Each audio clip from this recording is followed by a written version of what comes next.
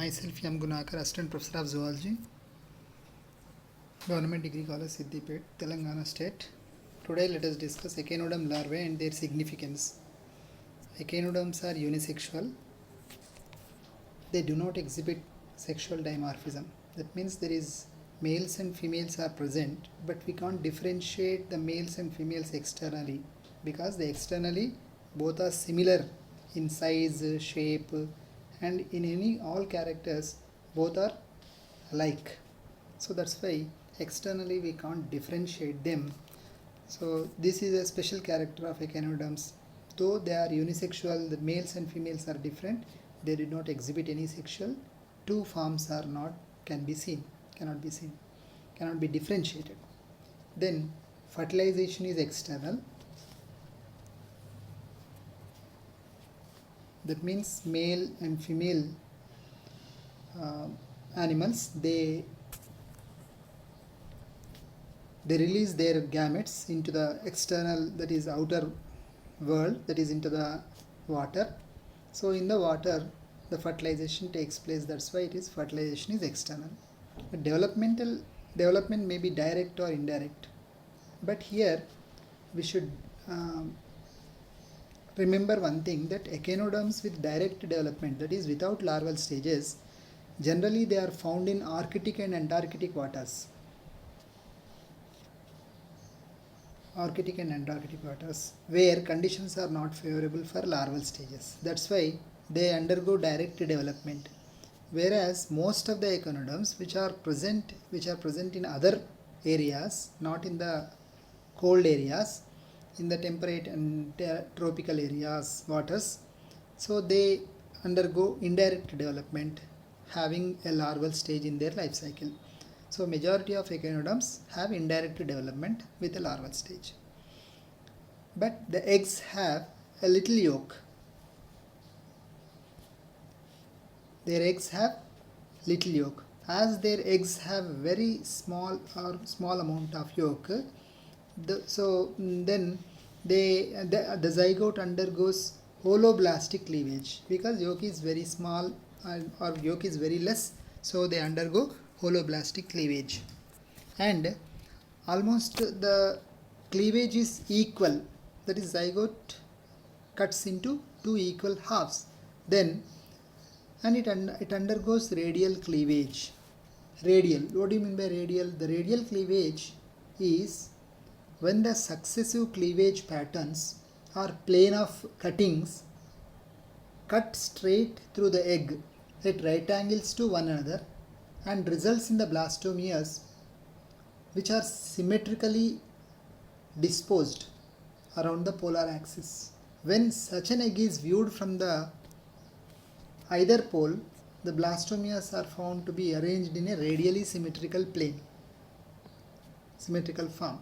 So such type of symmetry or the cleavage is called as radial cleavage and indeterminate cleavage. So indeterminate cleavage means what? So generally cleavage based on their embryological fate, that means future, the embryological fate or embryological future, it is the cleavage patterns are two types: determinate cleavage and indeterminate cleavage. Generally determinate cleavage occurs in lower forms, that is protostomes, and determinate cleavage, whereas indeterminate cleavage generally takes place in the deuterostomes. So as echinoderms and chordata, as they are deuterostomes, indeterminate cleavage occurs. So let me explain what is determinate, then come to the indeterminate. Determinate in the protostomes, generally I told you, undergo determinate cleavage. What happens in the determinate means, here the blastomeres are determined to give rise to a specific parts of the embryo. That means, for example, the first cleavage is horizontal or transverse and it divides the egg into two unequal blastomeres. The larval cell, let us suppose it is, let us give a name AB. and small cell as P1. Larger cell is AB and small cell as P1. These two blastomeres divide in mutually perpendicular planes so that the blastomeres in 4-cell stage are placed in the form of letter T.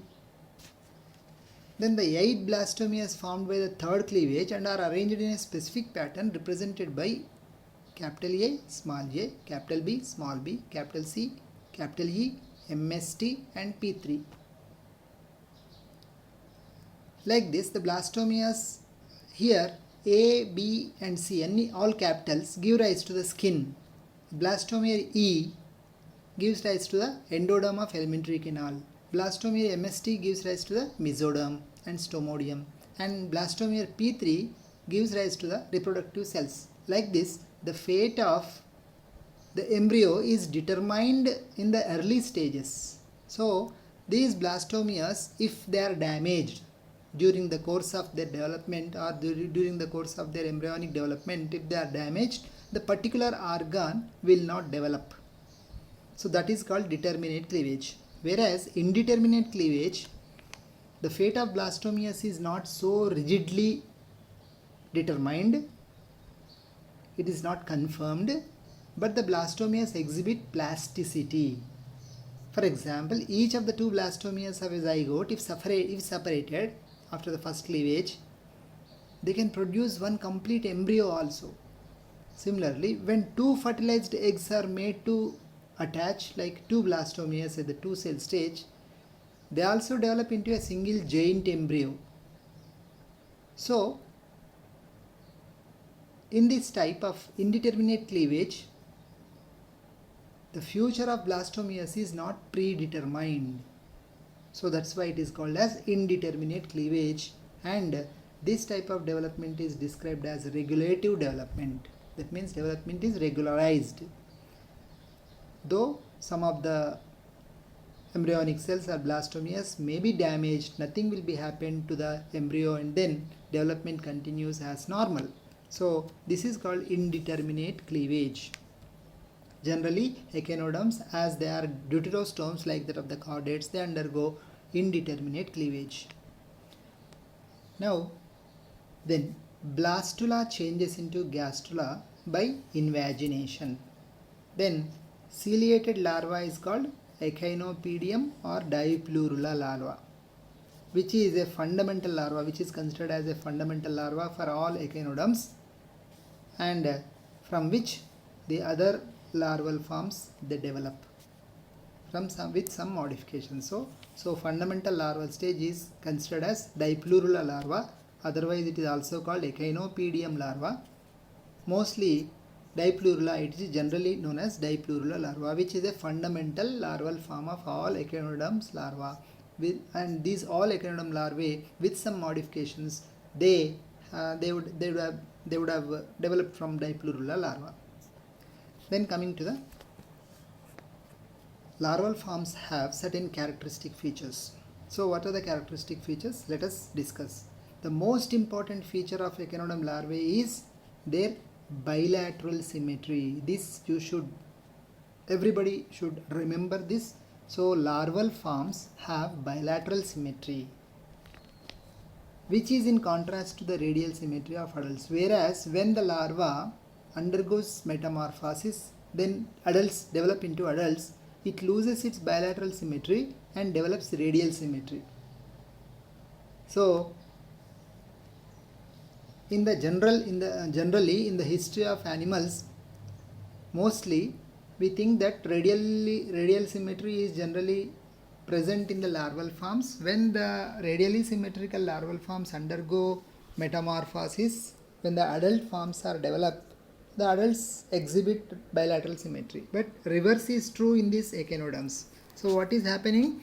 The bilateral symmetry is present in the larval forms, and these bilaterally symmetrical larval forms, when they metamorphose into adults, then their symmetry lost and then radial symmetry will develop. So this is the special characteristic feature of echinoderm larval forms. You need to remember this. Then larvae have complete elementary canal. Larvae have complete elementary canal with ciliated stomodium.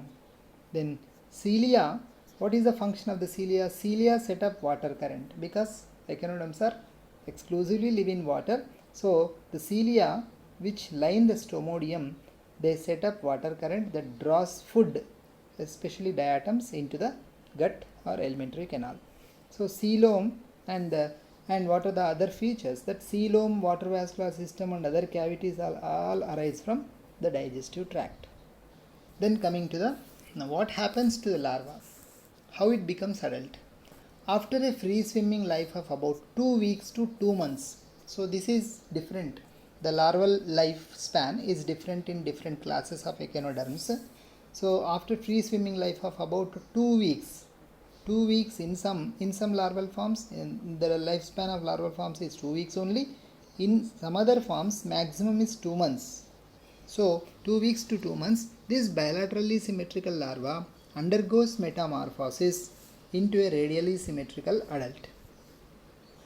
Then during this metamorphosis, the arms of the larva disappear and new arms develop in sea stars and brittle stars. So in some adult forms there will be no arms. So where in larval stages whatever the arms are present, they completely lost. But in those echinoderms, in those adult echinoderms which possess larva, which possess arms also, adult forms possess arms also, but the larval arms are not retained in the adult, but they lose their larval arms and they develop again new arms, like we can see in the sea stars and brittle stars. Then the larvae, definitely they differ in shape, size, number and arrangement of the arms and number of ciliated bands also in different classes. Now coming to the, when we examine the larval forms of the different classes of echinoderms, so we already know that there are 5 classes in the echinoderms. Phylum Echinodermata classified into 5 classes. One is Asteroidea, Ophiopluteus, Echinoidea, holoblastic and Crinoidea. Now each class has its own larval stages. So when we see the Asteroidea, the larval forms of Asteroidea are Bipinnaria and Brachyolaria. There are 2 stages in the Asteroidea. That means the asteroids, example starfishes or sea stars, they undergo their development. During their developmental period, the 2 larval stages appears. One is Bipinnaria, the other is Brachyolaria. Even the Bipinnaria has 2 substages. One is earlier Bipinnaria and the late Bipinnaria. So the Bipinnaria and Brachyolaria exclusively present in sea stars or starfishes, that belongs to the class Asteroidea. Then Ophiopluteus. Ophiopluteus, the larval stage of Ophiopluteus is Ophiopluteus. Easy to remember. And Echinoidea, Echinopluteus, that is also resembling the class name. Holoblastic Auricularia larva. Auricularia larva has more the evolutionary significance. So this auricular larva belongs to the class Holoblastic, and the Doliolaria and pentacrinoid larva, these belongs to the Crinoidea. Here first again the same like that of the Asteroidea. Here in the Crinoidea, first Doliolaria larva develops and then it changes to pentacrinoid larva before they develop into metamorphose into adults. So these are the different forms, though there are differences, different names, but they have evolutionary, they have some evolutionary relationship, because all of them, they are considered to be evolved from the fundamental larva. Earlier we have discussed that the Dipleurula larva or Echinopaedium larva, from which all these larval stages would have evolved with some modifications. So all these larval stages, though their names are different, but all the larval stages, they have some affinities.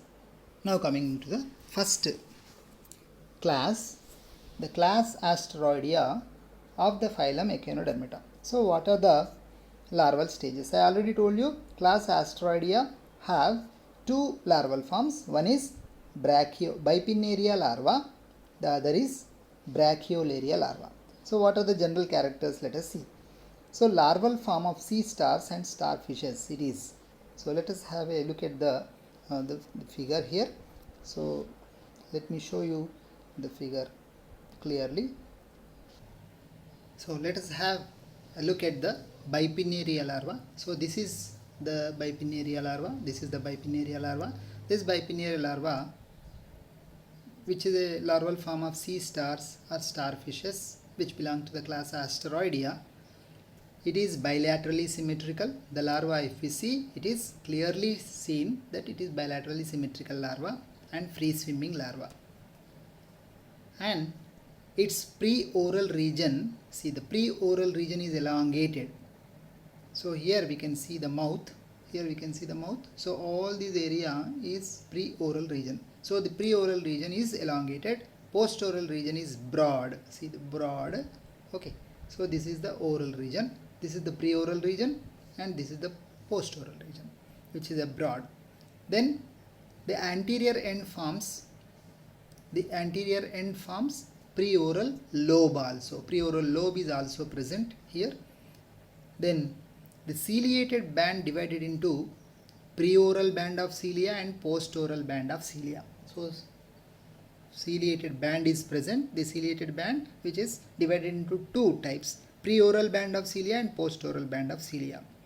And these two bands of cilia are drawn into many arms. Just now we have seen these are all arms. So this is all our arms. Okay. Now all ciliated band, the cilia bands of cilia are drawn into many arms. Now there are about 6 to 7 arms we can see here. First of all, let us see dorsal median arm, or which is also called median dorsal arm. Median dorsal arm. This is the median dorsal arm. Okay. And then ventral median arm. Median dorsal arm, median ventral arm. This is the median ventral arm. Then coming to a pair of pre-oral arms. See, this is pre-oral arms. Okay. This one and this one, pre-oral arms. And a pair of a pair of post-oral arms.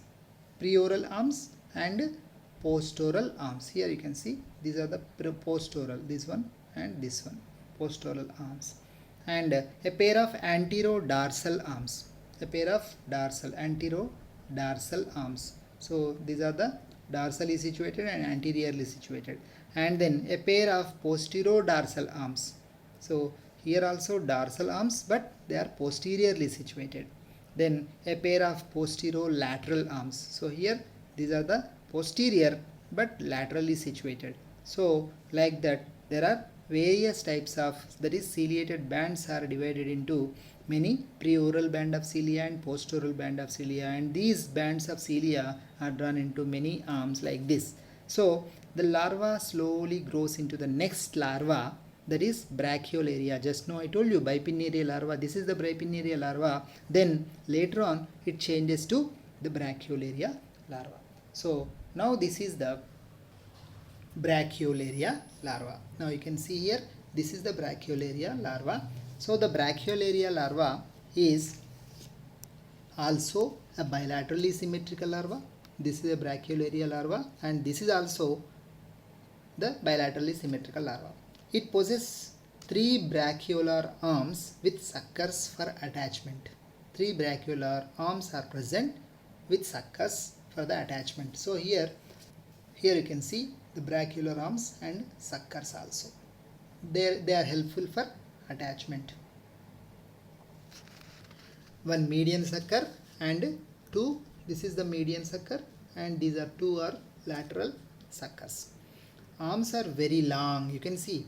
So the arms of the bipinnaria earlier larval form, the arms are very smaller, but here they are very much elongated, very long and hanging, and these hanging arms are very much helpful in its swimming.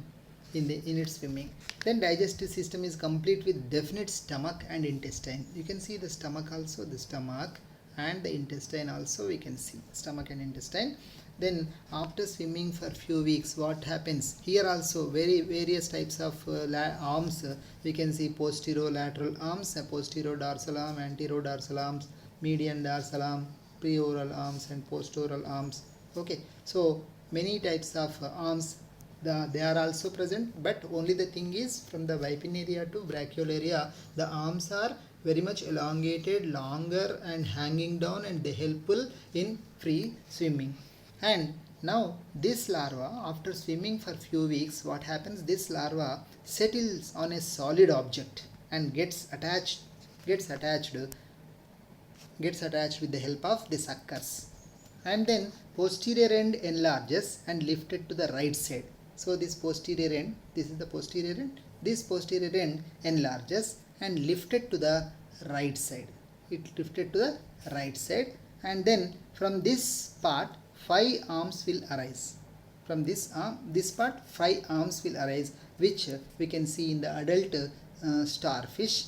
So thus slowly the larva metamorphoses into adults. So what happens? The anterior arms generally they lose during the metamorphosis. The anterior arms they lose, and only the posterior part it draws into the right side, or it grows into lifted to the right side, and from this arm existing arms will go and disappear, and new arms will develop, and those new arms they are 5 in number, and then the adult will develop. So here one thing we should note down. One thing is, in some species, like for example Asteropecten, Brachiolaria stage is omitted and Bipinaria metamorphosis directly into the adult. That means in some starfishes or in some asteroids, best example is Asteropecten, Brachiolaria stage is omitted. That means second stage, this stage is omitted, only Bipinaria stage is there. This Bipinaria stage directly metamorphoses into adult. Whereas in certain other species like Asterina, Bipinaria stage is missing, Brachiolaria is only larval stage, which directly grows into adult. So both we need to understand. Generally in asteroids there are 2 stages are there, Bipinaria larva and Brachiolaria larva are there, but in some starfishes or asteroids only one larval stage is there, which directly develops into the adult after complete metamorphosis. Now coming to the next class of phylum Echinodermata, Ophiuroidea, class Ophiuroidea. So this class Ophiuroidea class shows Ophiopluteus larva.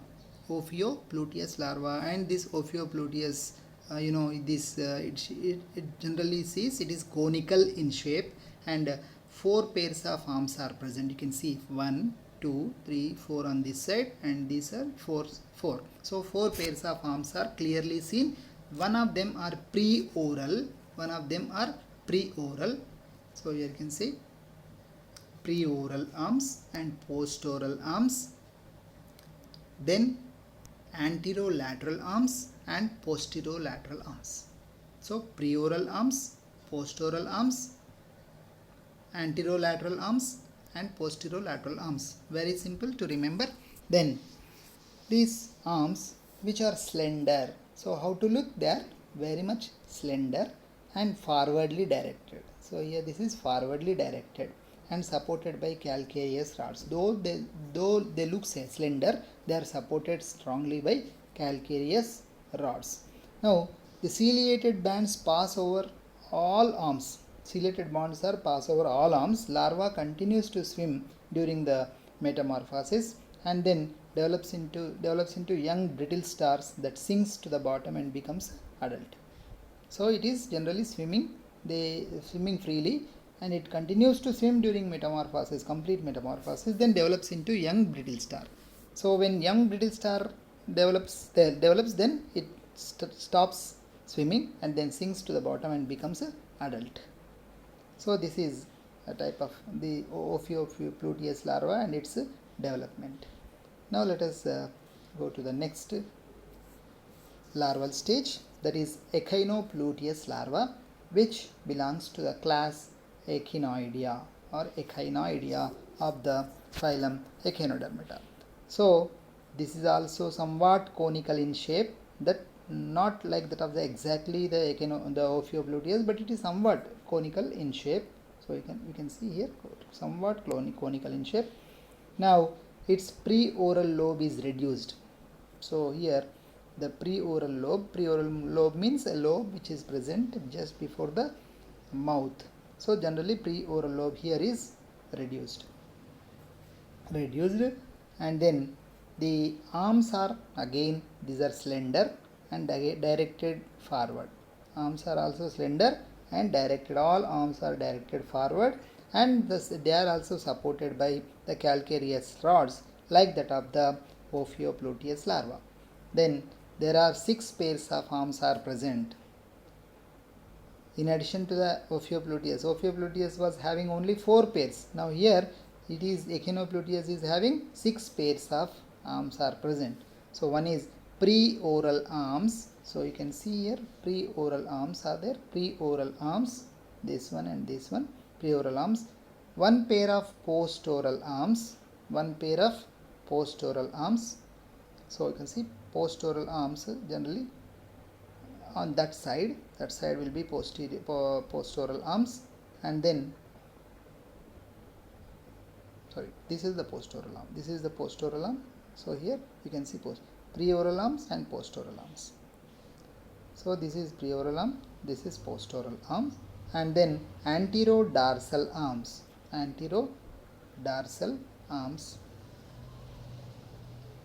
then posterodorsal arms. So here this is the posterodorsal arms. Okay, so these are the anterolateral arms. These are the anterolateral arms.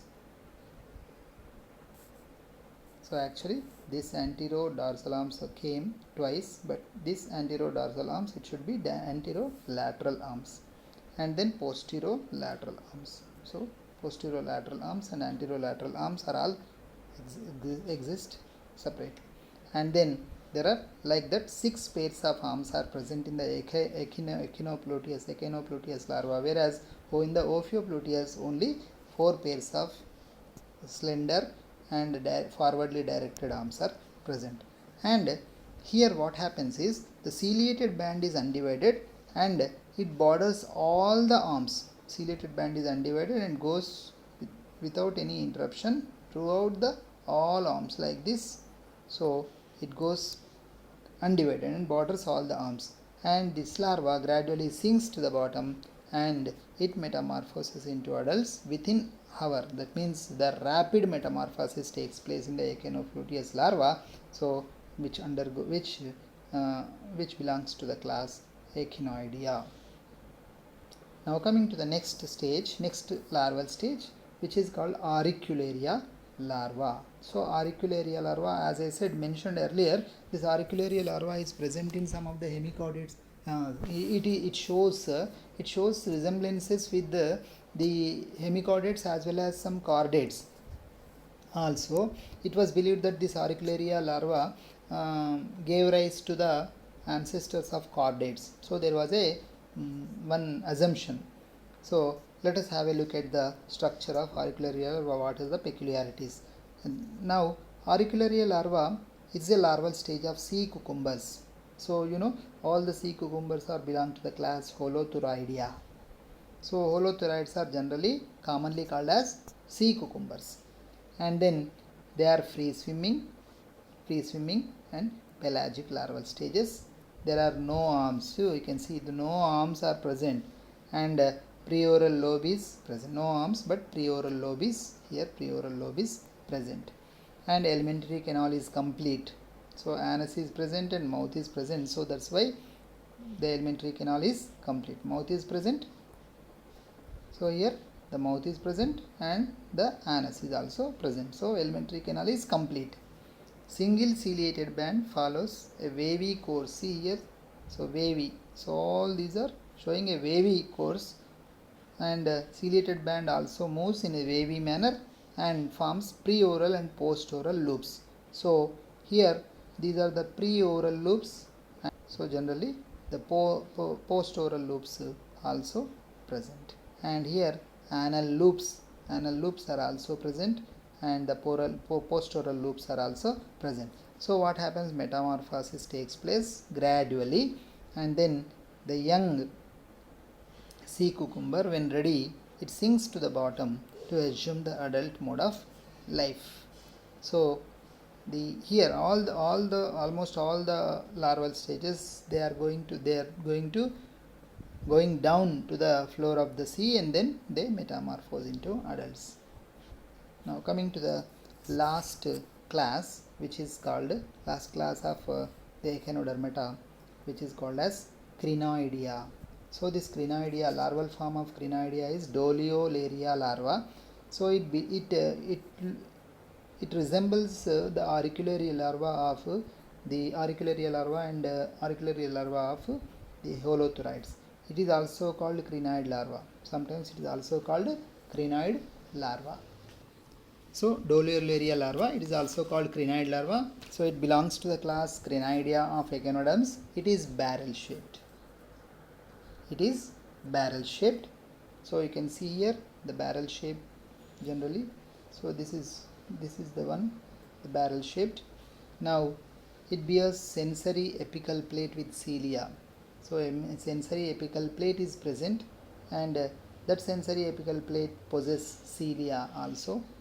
Now you can see here, this is a crinoid larva, Doliolaria larva, also called crinoid larva, and this belongs to the class Crinoidea. It is barrel shaped. So this is, you see, barrel shaped structure, and then it possesses a sensory apical plate. See, apical means the anterior position. So sensory plate is present at the anterior part, which is called apical sensory plate, with an apical tuft of cilia. So a tuft of cilia is present at the same sensory, on the sensory plate. The apical tuft of cilia are also present. Then these are the total body is surrounded by 4 or 5 transverse ciliated rings. You can see here ciliated rings or bands are present.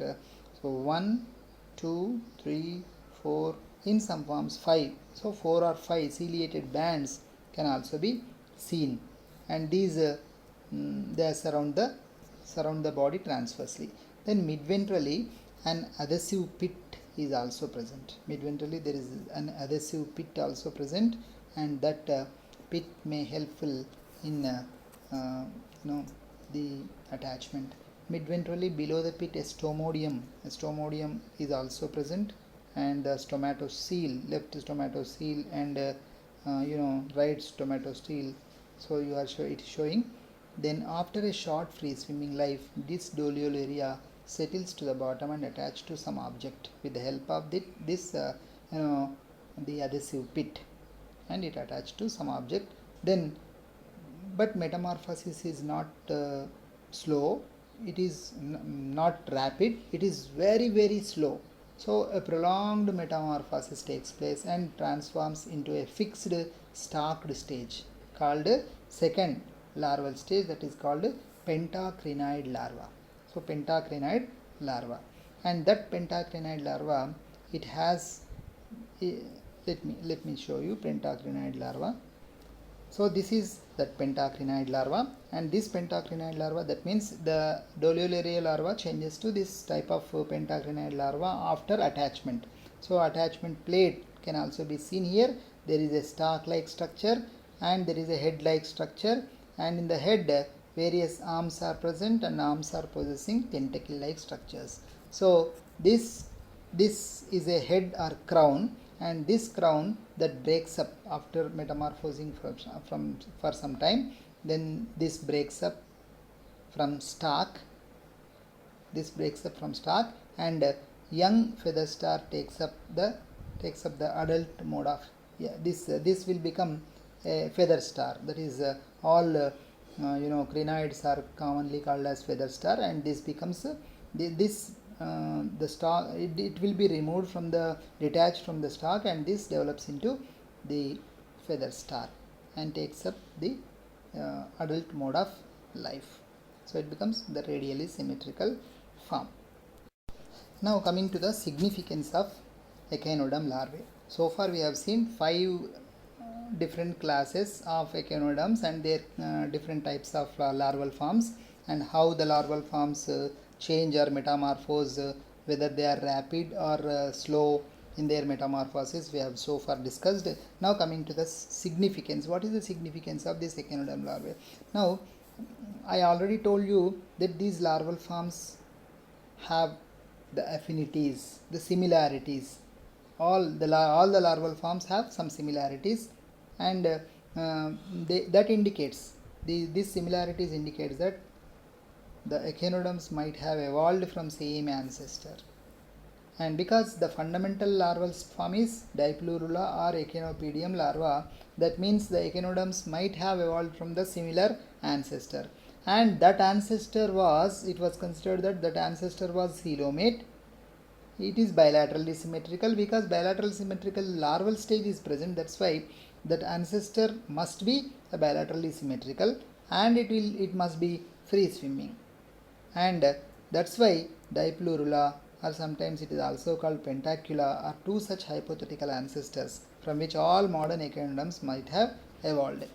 Then these larvae, they show similarities with Tornaria larva of hemichordates also. Just now I told you Auricularia larva shows some similarities with Tornaria larva and other chordate larval stages. So they have these echinoderm larvae have some phylogenetic significance also.